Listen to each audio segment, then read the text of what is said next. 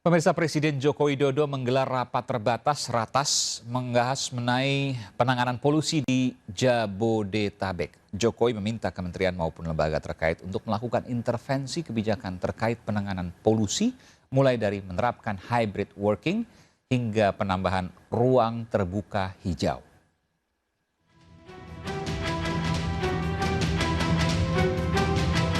Presiden Joko Widodo meminta lembaga untuk mengintervensi kebijakan terkait peningkatan polusi udara di kawasan Jabodetabek.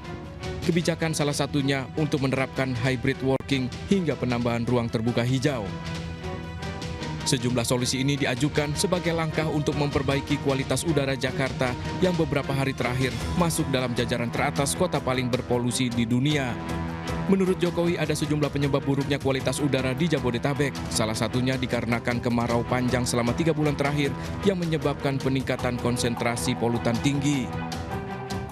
Penyebab lain karena pembuangan gas emisi dari transportasi serta aktivitas industri Jabodetabek, utamanya yang menggunakan batu bara di sektor industri manufaktur.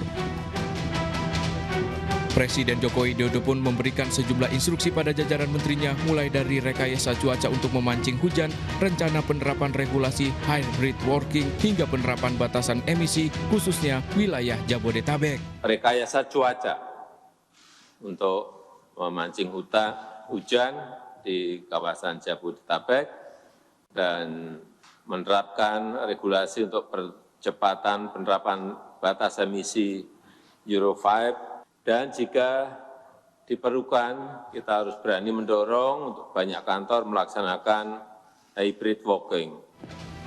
Diakui dampak dari buruknya polusi udara di Jakarta hampir 4 pekan terakhir, Presiden Joko Widodo menderita batuk.